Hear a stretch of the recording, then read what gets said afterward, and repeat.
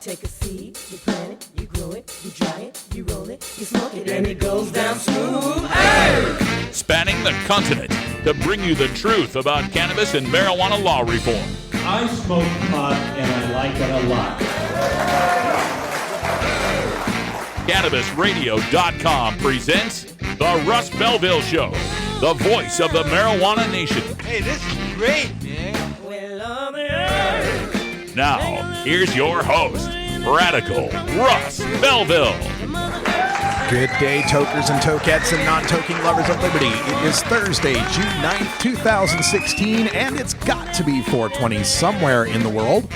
Thanks for joining us today and giving us a little bit of your time to get you the latest information on marijuana legalization, the cannabis movement, and, of course, the ganja culture. However you're looking at this, whether you are in the business, using the business, or you just like to smoke pot, we got something for you here on the Russ Belville Show. Also, make sure you check out the rest of the shows here on CannabisRadio.com. We are kind of the sampler plate here at the Russ Belville Show. You get a little bit of news, a little bit of data, a little bit of culture, a little bit of science, a little bit of business. But if you want to get more in depth into any one particular subject, check out the lineup on CannabisRadio.com. We got Dr. Dina, Doc Rob, we got Vivian McPeak and Tommy Chong, of course, all sorts of great hosts, Nurse Heather. So make sure you check out the lineup, CannabisRadio.com. Coming up on our show today, we've got a very interesting guest joining us. As you know, I've been traveling the country this year as part of my Legalize America tour, and I've had the opportunity to be in Washington, D.C. twice. And on my last visit to Washington, D.C., I was standing there at a protest with another person, an attorney, a fairly large guy named Gabriel, who has a fascinating story. His background, quite interesting, former special forces, currently a criminal defense attorney. And we got to talking, and I found him to be a very interesting guy. And he said, "You should have me on your show someday." And I said, "All right, let's do that." So today is that day. Joining us at 1:30 for a cannabis community chat, we've got attorney Gabriel Chorno joining us to tell us about his background and his take on this war on certain American citizens using non-pharmaceutical, non-alcoholic, tobacco-free drugs. Also coming up on the show today, we'll get behind the headlines, and interesting behind the headlines subject for today, in that we're going to talk about Jesse Ventura. You remember Jesse, the former Navy SEAL and pro wrestler who became the unexpected governor of Minnesota. He's got a new book out about marijuana, and he's got some interesting takes to tell us about it, and we'll go through that in Behind the Headlines. Coming up after Behind the Headlines, we'll do some drug war data mining, where the CDC's Youth Behavior Survey becomes the third straight federal data set that shows that the teens haven't become pot zombies since we've legalized. In fact, their use of marijuana has gone down over the past 2 decades. We'll get deep into the numbers in drug war data mining. Then at the end of the show, we'll have time for a radical rant, and something that's been taking social media by storm is this case of Brock Allen Turner, the 20-year-old white privileged swimmer at Stanford who just got a ridiculously short sentence for raping an unconscious girl. And a lot of people are chiming in on the internet, especially in the cannabis community, with memes that highlight how he's getting such a light sentence. Now, people like Shona Banda or Jeff Mizanski and so many others are getting decades in prison for a plant. So we will take a look at that disparity in our justice system and ask the question whether or not anything can be done about this. What are we going to do to equalize the sentences and make them, and not just talking about legalizing marijuana, but how do we actually get real sentences for the people who harm people in our society? We'll take a look at that in our radical rant. And then hour 2, we got some other topics to cover. I don't know if you've heard about this latest in asset forfeiture, some technology coming out of the state of Oklahoma. Pretty damn scary stuff. We'll cover that in hour 2, plus take your calls at 971-533-7111.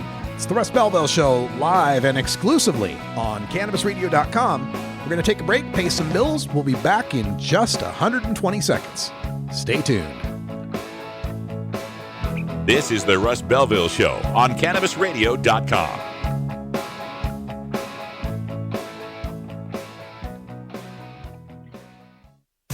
Every strain, every sale, every medical study.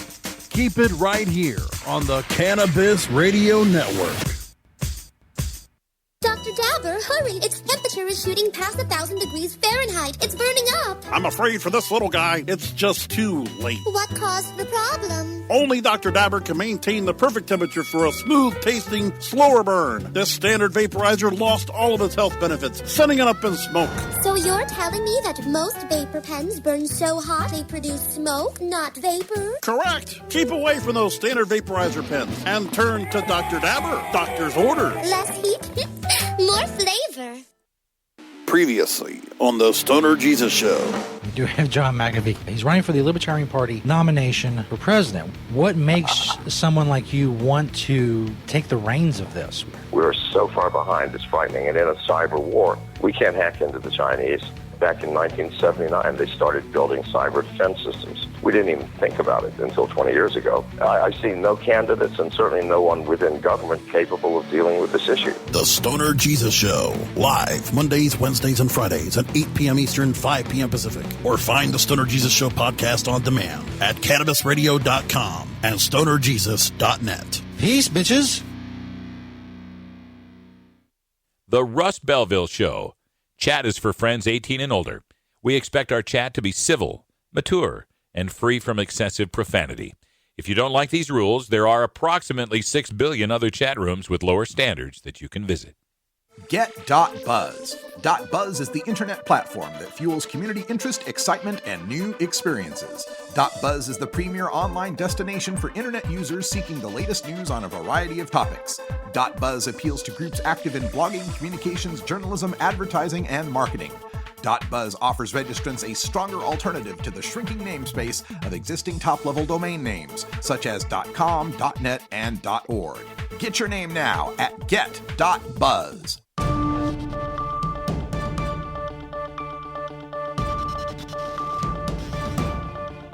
It's time for the Cannabis Radio News. Covering the latest headlines in consumer cannabis, medical marijuana, and industrial hemp. Cannabis Radio News is now available exclusively at CannabisRadio.com. Now your marijuana headlines in 4 minutes and 20 seconds. This is Cannabis Radio News. This is your Cannabis Radio News for Thursday, June 9th, 2016. Columbus, Ohio. Ohio Governor John Kasich has signed his state's medical marijuana bill, making Ohio the 25th state to have a functioning medical marijuana program. Patients will qualify for medical marijuana with a diagnosis of Alzheimer's disease, cancer, ALS, HIV/AIDS, Crohn's disease, Parkinson's disease, Tourette's syndrome, or chronic and severe or intractable pain. While plant material will be made available alongside edibles, oils, and tinctures, patients will be forbidden from smoking marijuana, placing patients caught with burned marijuana or smoking paraphernalia at risk of ticketing and prosecution. Cultivating marijuana is still prohibited, and any patients caught growing cannabis will also be subject to the criminal laws of Ohio. Baton Rouge, Louisiana.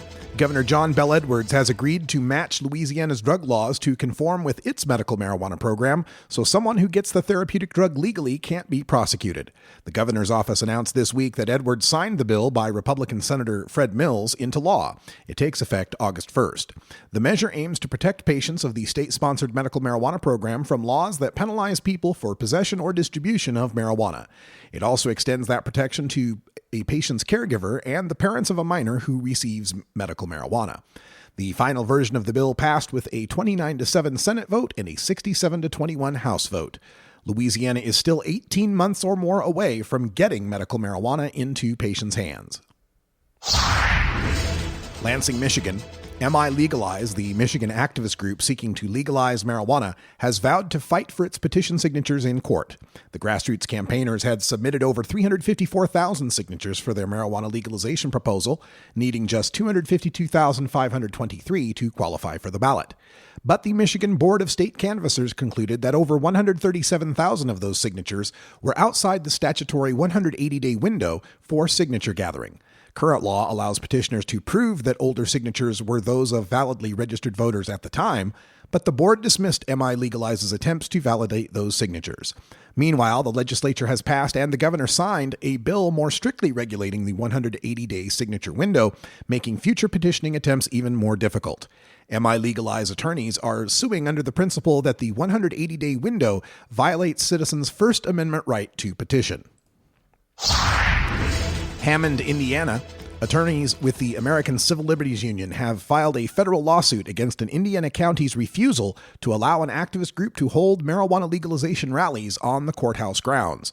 Tippecanoe County in 1999 instituted a closed forum policy following controversy over Christmas nativity scenes at the courthouse.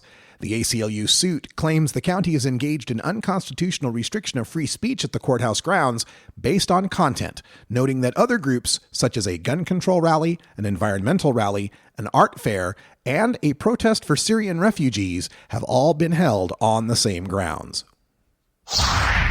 Juneau, Alaska. Alaska regulators are poised to award the first licenses for legal marijuana businesses in the state, another milestone for the fledgling industry. Thursday's meeting agenda for the Marijuana Control Board includes 30 applications that will be up for consideration, 2 of which are for testing facilities. The rest are for grow operations. The board has taken a staggered approach to licensing, focusing first on grow and testing facilities to help ensure there will be legally grown marijuana available for when the first retail stores are authorized. Cynthia Franklin, director of the Alcohol and Marijuana Control Office, has said that a crop life is estimated at 90 days, and regulators are looking at September to begin issuing retail license.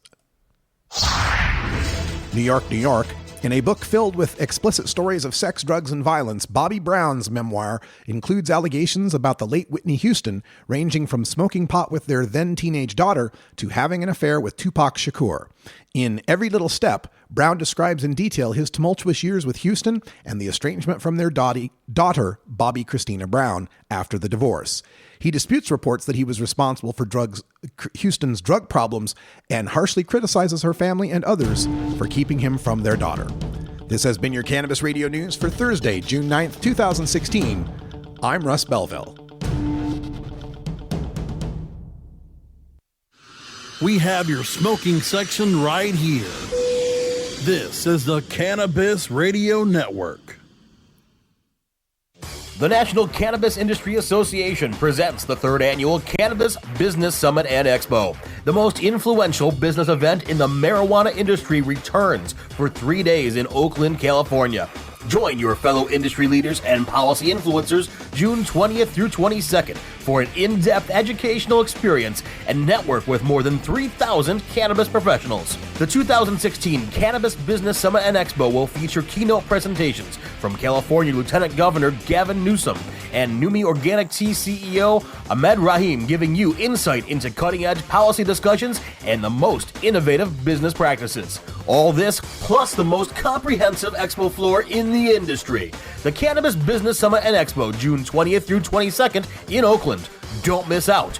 Register right now at CannabisBusinessSummit.com and save 15% off registration using promo code RADIO15. That's CannabisBusinessSummit.com, promo code RADIO15.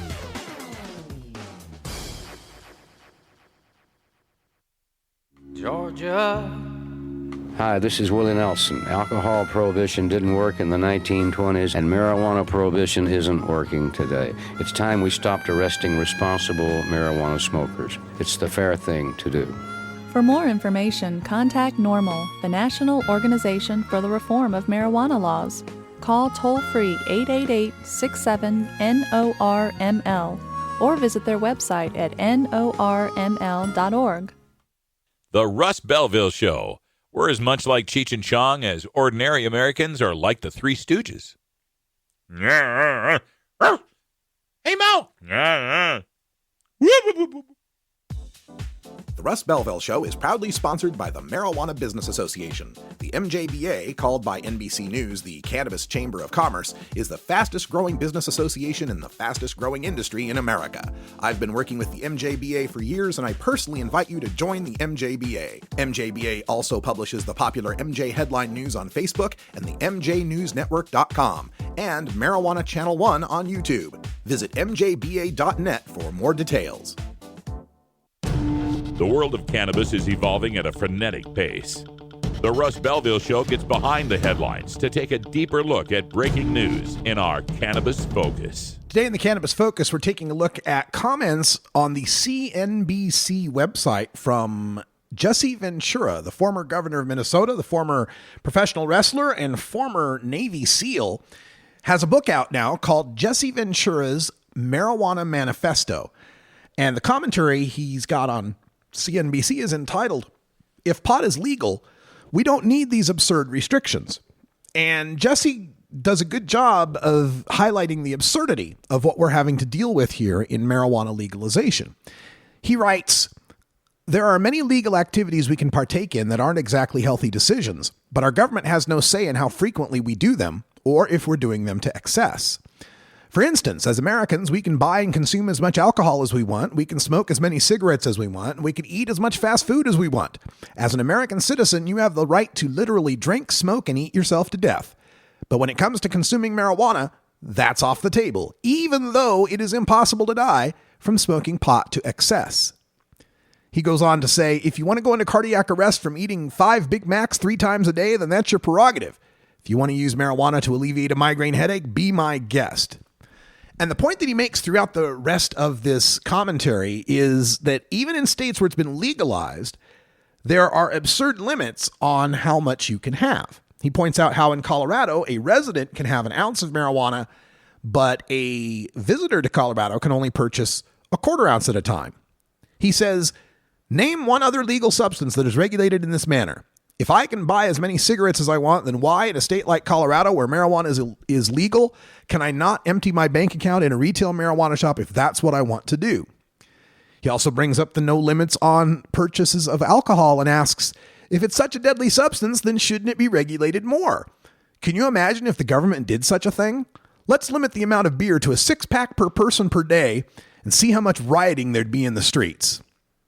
He says, "Look, if a substance is legal to purchase, then I should be allowed to purchase as much of it as I so desire. To me, that's the definition of a legal substance." Now, this is a point that we hear from stoners against legalization and people that decry the attempts to legalize marijuana. And I understand that point. And I agree with that point, actually, that something's not completely legal until there are no limits on how much of it you can purchase. But that doesn't mean that we reject the opportunities to get the legality that we can get. It just points out that legalizing marijuana is just the first step.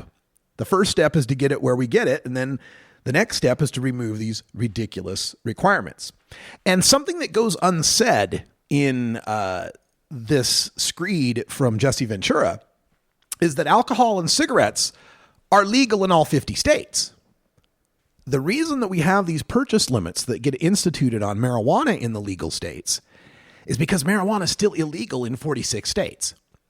And if you could just go to the pot shop and empty your bank account to buy as much marijuana as you wanted to buy, and then smuggle that across state lines and sell it for 4 times what you paid for it, not only the pot shop's going to run out of weed for the residents of Colorado, but it's also going to violate the Cole Memo's prescription on export and diversion of legal marijuana.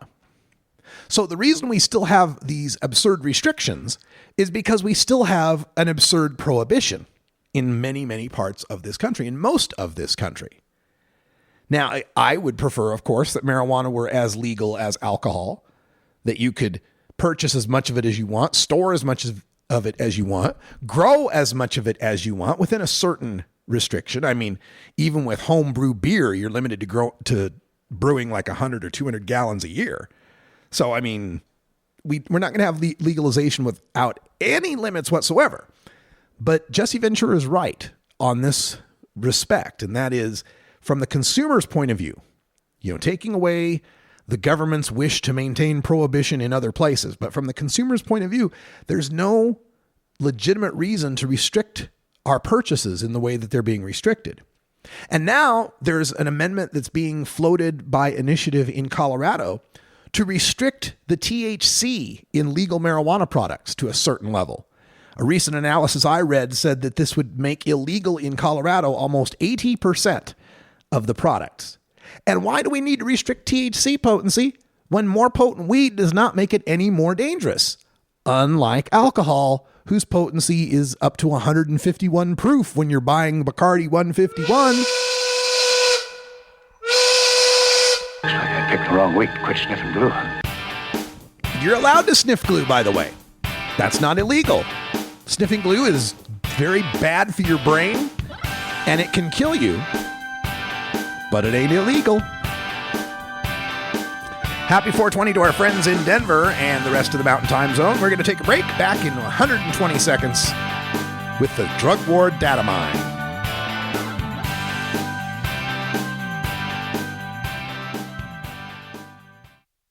Earn your PhD in THC monetization with CannabisRadio.com. Don't be late. Great websites today need expert web design and development and need to be e-commerce ready and mobile friendly. But building a marketable and profitable website can be an uphill climb. Ready to make your new website or replace your existing website? Think Orange as the new way to get in the black. Orange Hill Development works with Fortune 500 companies and offer the same top quality development service at a fraction of what other providers charge. Brands like Absolute, Carlsberg, and Nestea trust Orange Hill Development. Find out why you should trust your website with Orange Hill. Contact Orange Hill for a consultation today at orangehilldevelopment.com. Tommy Chong is ready to cut through the smoke and change the tone of Tilk Radio.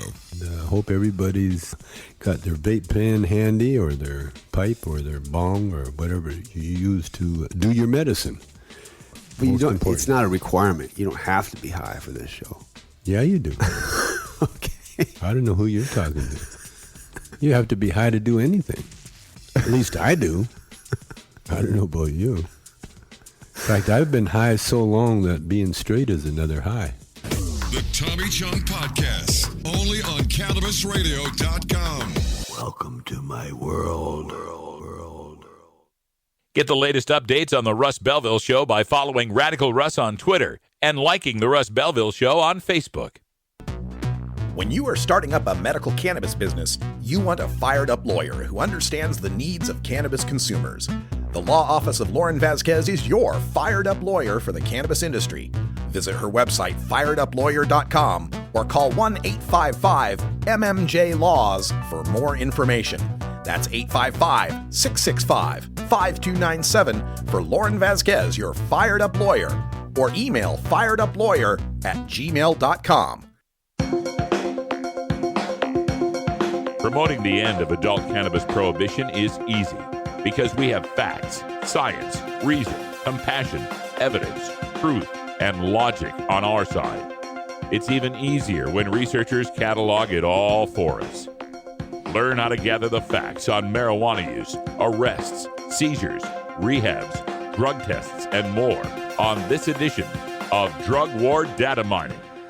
Well, today in the Drug War Data Mines, we take a look at the Youth Healthy Risk Behavior Survey. This is another survey by the federal government on what are the kids up to these days?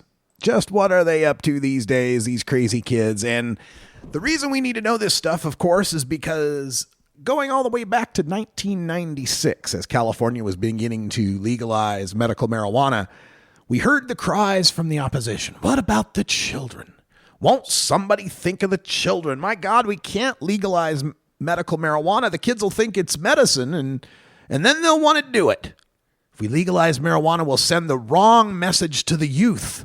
They'll think that pot use is okay, and that it's okay for adults, so they'll want to do it. And we'll have this massive rise in teenage marijuana use. We'll have pot zombies roaming the streets and roaming the halls of our high schools. It'll just be chaos and apocalypse if we move forward with reforming marijuana laws. That's what we heard for the past 20 years. Like I said, this is the 20th year of medical marijuana. 1996 was California Prop 215. 20 years we've heard this. Oh my God, we can't legalize marijuana. What about the children? So what we found out, now in the third set of federal data to make this point, past month marijuana use is on a 2-decade slide among high school students, according to a statistical analysis of results from the Centers for Disease Control and Prevention's 2015 Youth Risk Behavior Survey that was published today. Now, this is a survey they do every year, or every other year, I should say, and it's among U.S. high school students, and the results show a statistically significant downward trend in past month marijuana use since 1995, and a downward trend in lifetime use, which is, have you ever tried it? Downward trend in lifetime use since 1997. What was that year that we started medical marijuana again? Oh yeah, 1996. That's right. So since we've started medical marijuana in this country, since we've legalized medical use in 25 states now, and legalized all adult use in 4 states now, fewer kids are trying marijuana. And those who have tried it, fewer of them are using it on a monthly basis. Lifetime pot use fell more than 2 percentage points, down to 38.6% in 2015. Past month use slipped more slightly, down to 21.7%. And this is also, let me give you some of the numbers here. And by the way, if you follow my Twitter account at Radical Russ, we've got some charts. I pulled these straight from the PowerPoint from the CDC. CDC puts out these great PowerPoints. You can get these charts. Feel free to tweet them to Kevin Sabet and Project Sam and all those guys out there. But what these things have found is that pot smoking, from its high in the 90s, has declined 18% among the high school kids. A decline of 18%. 1 out of 5 kids that was smoking pot in the past is not smoking pot now. And we've also found declines in alcohol and tobacco use among the kids too. Teen smoking, kids that have ever smoked a cigarette, down 55%. Teen drinking, have they ever drank alcohol? Down 23%. Binge drinking, have they drank 5 or more drinks in a single sitting? Down 47%. Smoking and drinking are down by half. Smoking and drinking among the high school kids are down to the lowest levels that have ever historically been recorded in America. How many adults did we lock up for that, to make that happen? Do you remember when we prohibited alcohol and tobacco because if they were legal, it would send the wrong message to the kids, right? No, we never did that. We didn't lock up a single adult for alcohol or tobacco to get half of the kids off of alcohol and tobacco. And we've got 1 out of 5 kids that would have been smoking pot, not smoking pot anymore. And this isn't the only survey to find this. Like I said, this is the 3rd federal data set that has been released this year to show the same effect. If we look at the Monitoring the Future survey, Monitoring the Future is 8th, 10th, and 12th graders. And they did drop from 14.4% in 2014 to 14% in 2015. That's not statistically significant, but it didn't go up. The National Survey on Drug Use and Health found 2014 past month pot use from age 12 to 17 ticked up from 7.1 to 7.4%. Again, statistically insignificant, and below the 2011 rate of 7.9%. So we have 3 straight federal data sets that show that fear, that what about the children fear, if we were to legalize marijuana, just didn't happen. And furthermore, when you look at the figures from Monitoring the Future, they also found that the kids have less perception of risk from marijuana smoking, and they find it less offensive is not the right word. Well, let's just use it. Less offensive when other people use marijuana. In other words, their perception of risk has gone down. Their acceptance of social use has gone up. As predicted, as the prohibitionists predicted. They say, if you legalize marijuana, legalize medical use, kids won't think it's as risky. And that's true. They don't think it's as risky because it's gone from being the deadly demon drug that'll send you straight to heroin to being Granny's glaucoma medicine. In other words, the prohibitionists want to punish the kids for having a now more educated, more accurate view of what marijuana actually is. And what do you know? We gave them a more educated, accurate view, stopped treating it like forbidden fruit, stopped saying it was the devil's lettuce, and what do you know? Fewer of them are interested in using it. All right, stay tuned. We got a cannabis community chat coming up. Attorney Gabriel Chorno, former Special Forces, right after this.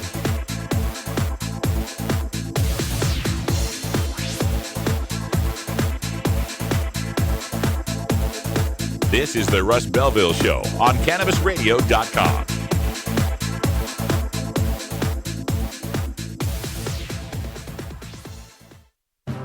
Forwarding the cause of legalization and research of the growing cannabis industry, one podcast at a time. The Cannabis Radio Network.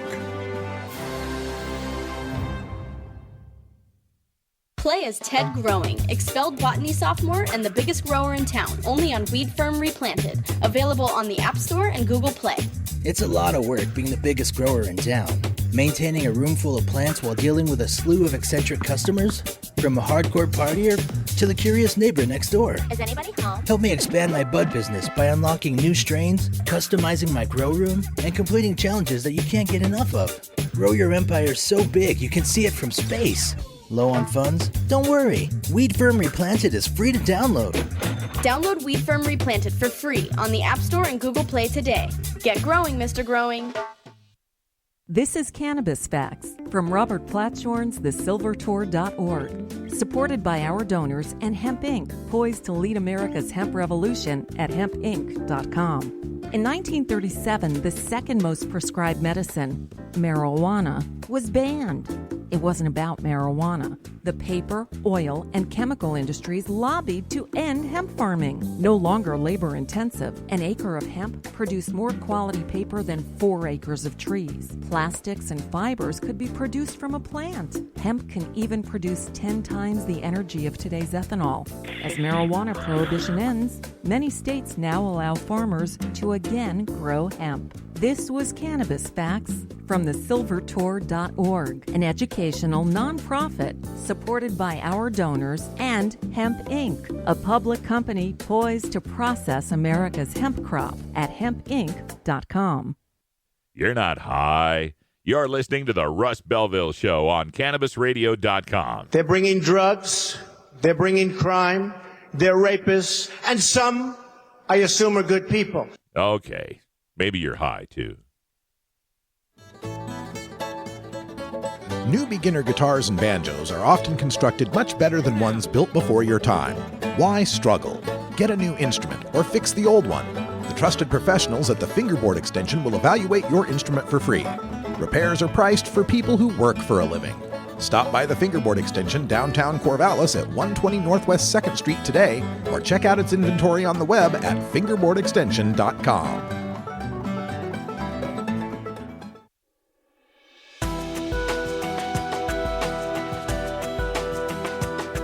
The cannabis community is a diverse set of people from all walks of life. Conservative and liberal, black and white, straight and gay, rich and poor, and everyone in between. Learn more about the people we are freeing from adult cannabis prohibition in our Cannabis Community Chat. Welcome back, everybody. Today for the Cannabis Community Chat, we get to speak with a gentleman I met in Washington, D.C. And before we get to that, I have to apologize for the mistaken introductions I've been giving all day. He wasn't with Special Forces. He was with the State Department. We'll find out more from Gabe himself. This is Gabriel Chorno joining us. And Gabe, welcome to the show. Thanks, Radical Russ. It's great to be here. So I don't mess it up anymore. Let's tell people your background. Tell folks about your time at the State Department and what it was you were doing. Okay, well, let me start out. I was a Homeland Security expert and attorney for the city of Philadelphia. I was hired right after 9/11 and was told I was going to be their Homeland Security expert. That job didn't exist, and I had the opportunity to kind of create that job. But basically what it was regulatory work. I was a regulatory attorney in government affairs. I did a lot of lobbying and legislation on behalf of the city of Philadelphia. I moved about $30 million from the federal government down to the state and local level. I was on the Southeastern Pennsylvania Counterterrorism Task Force. I helped design the security perimeter of Independence Hall, the national park, the national park there. And I did that from 2002 to 2008. And then in 2007, when the administration of Philadelphia was changing, they were electing a new mayor, I was watching General Petraeus and Ambassador Crocker on TV giving congressional testimony about the surge in Iraq. I started doing a little bit of research and researched a new kind of method of reconstruction that they had come up with, which was called a provincial reconstruction team that had been employed in Iraq and Afghanistan. And what it was were small groups of civilian subject matter experts hired by the State Department as direct hires. It was called a 3161 to be embedded with military combat teams basically out in the field. So at 40 years old, I applied. I was recruited in a matter of probably 8 months with provisional clearances and I landed at 40 years old on the ground in Baghdad with 30 rockets a day coming to Saddam's palace, which was the embassy, and then subsequently sent to Fob Falcon and embedded with the 4th Infantry, the 1-4 ID. I would go out on 10 to 14-hour combat patrols where I would try to find like an empty courthouse or some kind of building infrastructure to reconstruct, to rehabilitate, and basically throw money at problems. And because of the contracting of the DOD, State Department generally reviews all those contracts and allocates that money. So they wanted the subject matter expertise on the ground. And excuse my language, the clusterfuck of Iraq was that I was hired as a emergency management specialist because that was where my specialty was, Homeland Security Emergency Management with the City of Philadelphia. That's how I applied. That was the announcement that someone had spent God knows how long, 18 months to come up with. And I arrived on the ground to this forward operating base, and basically there was no work. I had, the civil engineers, the Army engineers, brilliant guys, were going out doing the reconstruction of the sewer systems and the electric systems, but there's no emergency management, no war. Who's fighting fires and, protecting people in the middle of a war? And that doesn't happen at the local level. It happens at the national level. So thank God, I would go out on these patrols with these civil engineers, and then I would just look for the courthouses, and I would go on combat patrols. I would do vehicle checkpoint stops on the Angel of Death Highway. I would look for weapons caches in the palm groves. I made friends with the combat commanders, and he would say, meet me at 5 a.m, don't tell your boss, and we go out. My boss was a 70-year-old diplomat who would work for Kissinger, who was afraid to sign my time cards, to be quite honest. And, it was a 5-man team. It was an ag guy, a USAID guy, me, like a commercial guy, and that was it. Very interesting. And then a colonel, a JAG colonel, flew in to the PRT. It was an EPRT, embedded PRT, and said, "What the hell are you doing here?" And he brought me up to the rule of law section of the Baghdad PRT, which was about a 50-person team with about 8 people in the rule of law team. And I subsequently became the civil law expert in Iraq, basically. I mean, after 4 months, this is what I knew our country was doomed. After about 4 months, I was summoned to the embassy to meet Ambassador Crocker face-to-face in his super secret padded room, and told to brief him on the state of the civil law system in Iraq. I had seen maybe 5 courts in Baghdad and had to extrapolate the state of the civil law system in the country. I knew that we were up shit's creek. That was 2008. We'd been at war since 2003, 5 years, and I was the expert. Wow. Now, listen, I'm an attorney, and I'm trained to bullshit, and I can bullshit with the best of them, and, you do what you got to do. So I did that for the rest of that combat tour, and I moved a lot of money, about $70 million in all. Wow. We built 2 huge appellate courts with the military on either side of the Tigris River. I did a lot of rehabilitation, but I saw a lot of hospitals, courthouses, schools built that there were no teachers or doctors or lawyers. Right. Just buildings. I saw Yeah, I saw a general build a Ferris wheel in Baghdad. And I say, who the hell's riding a Ferris wheel in Baghdad today? ISIS swinging ahead. Yeah. Having a good old time. How many people died for that Ferris wheel? Crazy. Now, in Iraq. Gabe, we met at the protest there at in Washington, D.C., and it was, the folks with the Weed for Warriors talking about how we lose 22 of our veterans to suicide every day, and probably more than that. And, given your experience out there with, being a civilian in Iraq, I'm sure you got real close to the soldiers out there. Tell us a little bit about your feelings on this, when we were at that protest and how the government is treating our vets. Well, it's obscene, to be quite honest. And there's so many more issues than are even covered. About, I don't know the statistics exactly, but something like 20% of the 30% of the women that serve were sexually assaulted in their deployments. That's an issue nobody's talking about. And so now they suffer from PTSD and the shame of rape and abuse, and are blowing their heads off in higher numbers than the men. I'm alive because 16 soldiers put themselves between me and a bullet every day. I was the guy in the tie and body armor and was the VIP in any group. I had 16 soldiers around me, and I was the guy in the crosshairs. We returned fire on insurgents, and I went over and kicked the dead bodies of the insurgents that were killing at me.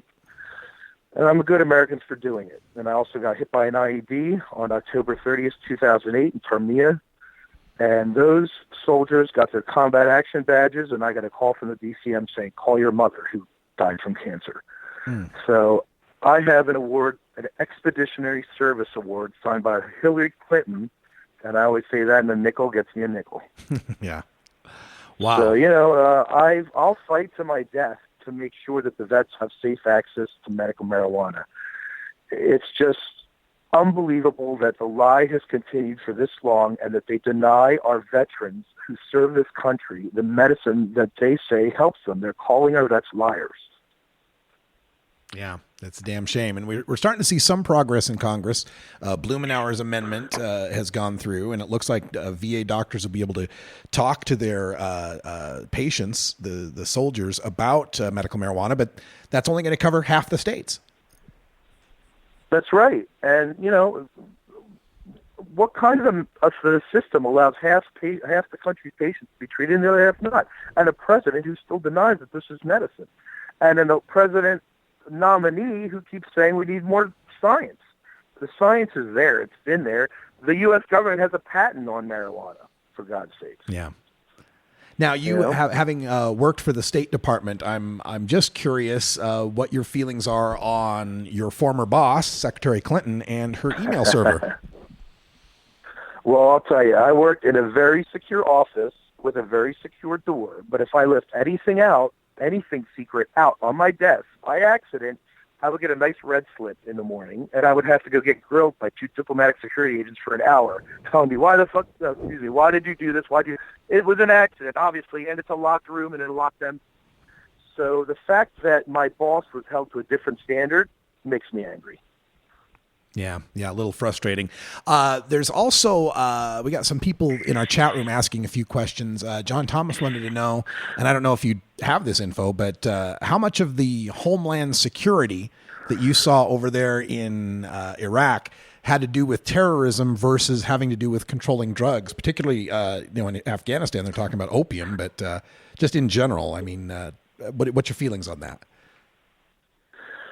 Well, an embassy is a very structured organization, and everybody has their role. I also worked for the Bureau of International Narcotics and Law Enforcement in Mexico City on the ground fighting the drug war. Okay. But in Iraq, INL and most of the lawyers and most of the law enforcement mission was at the Central Criminal Court of Iraq, and that was processing terrorist cases. I would work with my colleagues, and I would show up at a court with 15 guys with bags on their heads kneeling in front of that courthouse. It was quite a sight. And I didn't want to know what the hell was going on. I'm a regulatory attorney. I could care less. Yeah. You know what I mean? But I had my own job to do, and you don't look up. Right. Now, on the Mexico they were fighting a drug war. On that Mexico City side, though, that's interesting to know about your background as well. Your thoughts on the drug war down there?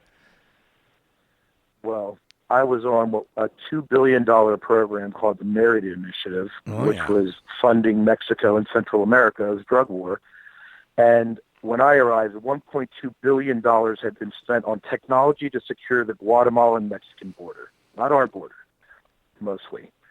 And the last $800 million was for what I do is capacity development. So I ran a $20 million meth diversion program where I took Mexican policemen to Quantico, Virginia, to the DEA training site and taught them, organized the program to teach them how to dismantle those large meth labs. I would stay it was a great job. I would stay for 2 weeks and play, and then they would be there for 8. And then I also designed the FBI's $17 million anti-kidnapping program because the cartels have taken to kidnapping their own people as a cash business now because they're losing money. That's and that's something that we hear from opponents of marijuana legalization is, well, if we legalize marijuana, that's not going to end the Mexican cartels. They'll just turn to meth and heroin and kidnapping. But from my point of view, I would say if you got a bunch of meth dealing kidnappers, why would you want to give them the weed business? Absolutely. Listen, make a dent. The weed business used to be 70-80% of their business. When I was there, they quadrupled heroin production because Americans love to kill themselves. Mexicans are bloodthirsty. Look, I love Mexicans, but we all know a lot of them are bloodthirsty and they hate us. And we love to kill ourselves. They're just feeding a habit that we already have. It's not, it's an easy sell. If we take marijuana off the table, we could make a dent. But, to be quite honest, at the very core of it, the war on drugs is a failed policy that needs to change. You can't incarcerate your way out of an addiction problem. Well put. Gabriel Cherno, attorney, and you're working in Philly. Do you have any contact information you'd like to give out before we let you go? Sure, you can look me up at law offices of Gabriel Cherno, and I'm working with Eckert Siemens, a large law firm, to represent medical marijuana licensees and ancillary businesses.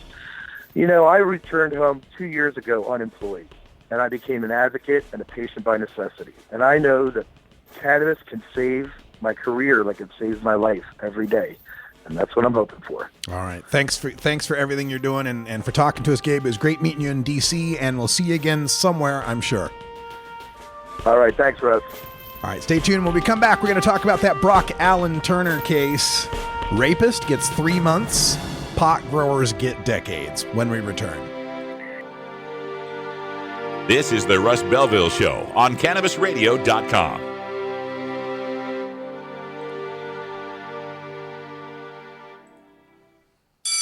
Next to THC and CBD, you can now add CBR to your cannabis vernacular. CBR as in CannabisRadio.com. The next generation of vaporizers has arrived. Vuber vaporizers are blazing the way with unparalleled technology for oil, concentrate, or dry flower pens. Providing unsurpassed customer service and expert craftsmanship, Vuber vaporizers use cutting-edge technology, providing a power-packed, smoother vapor with a lifetime guarantee. Experience vaporizing the way it was meant to be, the Vuber way.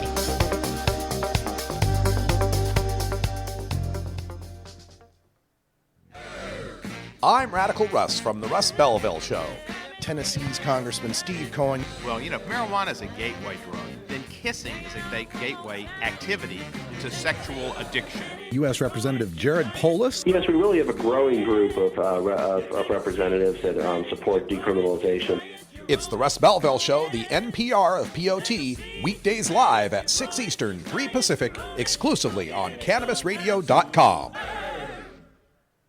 You're not high. You're listening to the Russ Belville Show on CannabisRadio.com. And if standing for the Constitution make you a wacko bird, then I am a very, very proud wacko bird.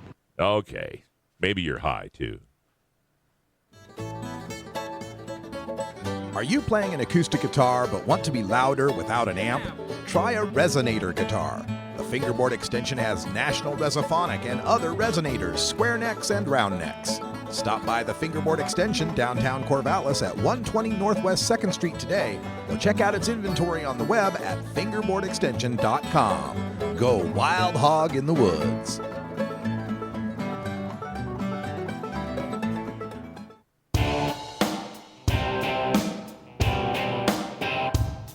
must wage what I have called total war against public enemy number one. I support a change in law to end federal criminal penalties for possession of up to 1 ounce of marijuana.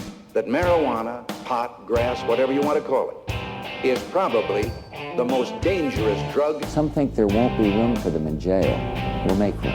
I experimented with marijuana a time or two, and I didn't like it and didn't inhale. One major responsibility is to encourage people to use less drugs. Entirely legitimate topic for debate.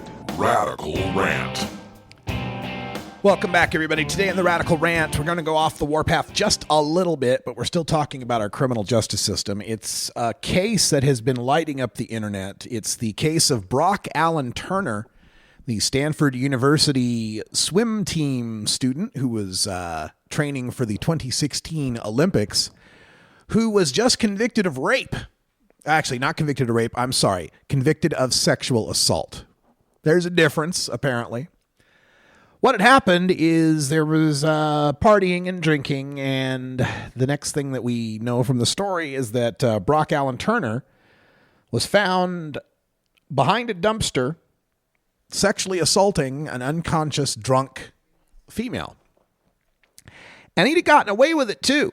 He would have, nobody would have ever known about this if it were not for two foreign exchange students, I think they were from the Netherlands, who had been biking by at the time and saw what was going on and shouted out at the guy, shouted out at Turner, who then ran, and they chased him down and tackled him and got this assault reported.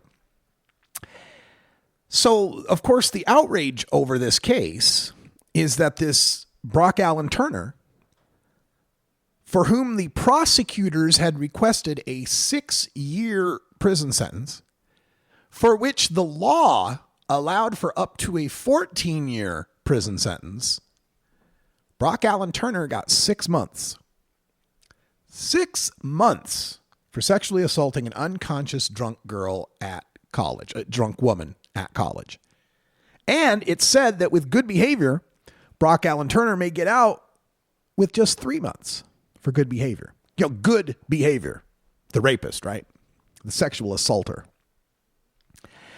And as if that weren't bad enough. I mean, first of all, people are looking at the judge now and calling this a case of white privilege. And the judge, actually, when he gave him the sentence, had said something to the effect of, he's got a bright future. This would be too harsh on him. It would ruin his whole life.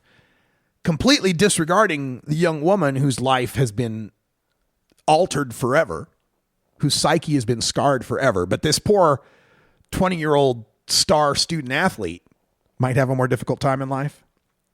And it's bringing up all the other improprieties and injustices in our system. Not only that he's white, but that he's privileged, he's rich, he's a star athlete. Athletes get, special dispensation in our society.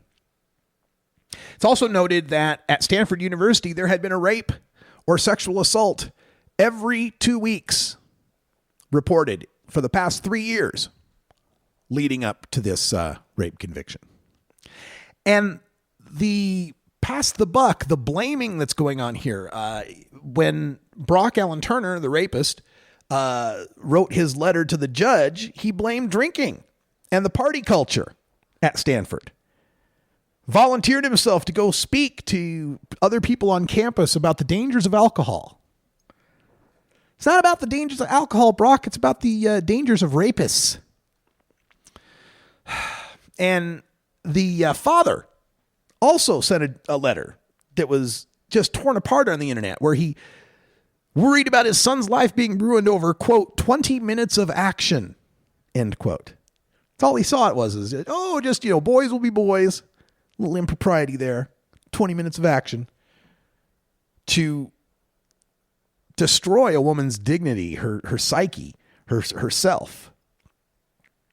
It's just, the more of these cases, this case, the case of that teen who had affluenza. You remember that one where they let him off with a slap on the wrist because he grew up so rich, you see, that he couldn't possibly know that his actions would have consequences.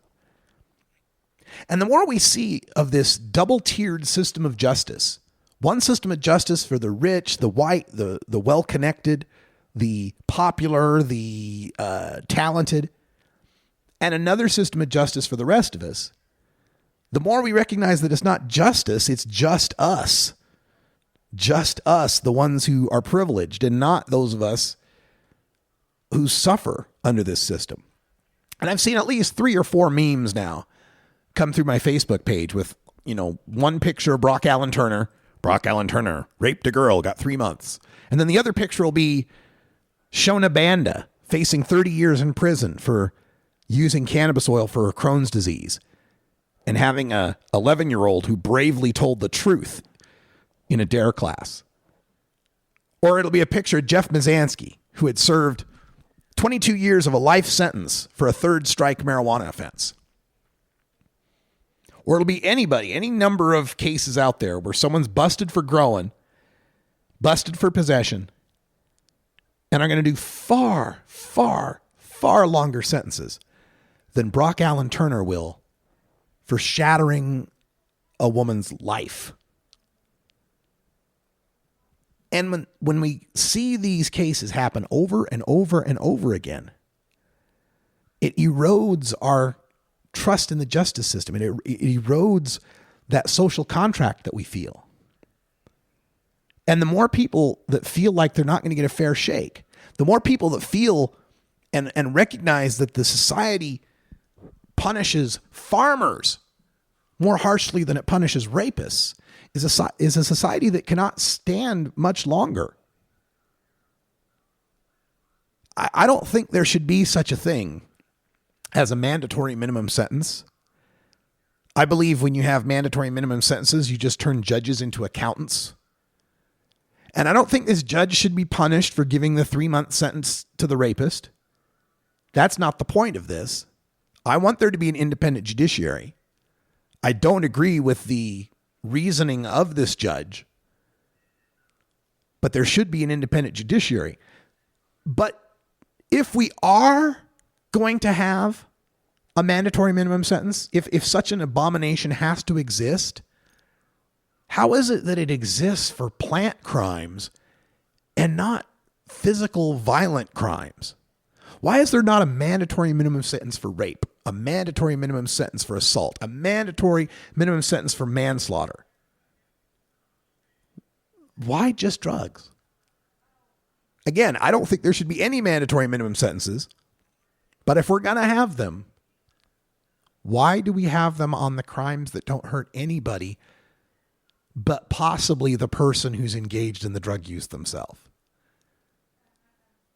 I weep for this country. I weep for this justice system. I want people to be able to believe in the courts and to believe in justice, to believe in the rule of law. But the older I get, the more I see banksters, Wall Street crooks loot our economy to the tune of billions and get away with it. The more I see high-placed officials in our government able to disregard the Geneva Conventions, disregard the Eighth Amendment, to torture people like they did in Iraq and like they continue to do in Guantanamo, and not face any repercussions, not face any sort of justice for that. How much longer can you maintain a belief in our system, a belief in our society, when you continue to see these injustices? Well, let's hope that there's some measure of justice somehow.